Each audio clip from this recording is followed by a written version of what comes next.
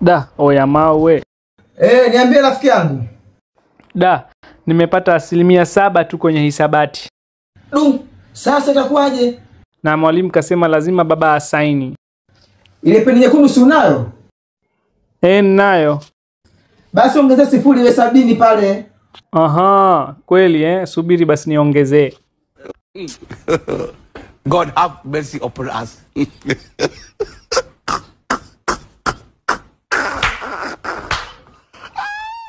Baba.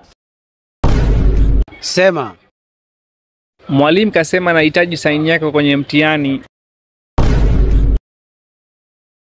Mama Haris leo mwanao kapata 70% bana.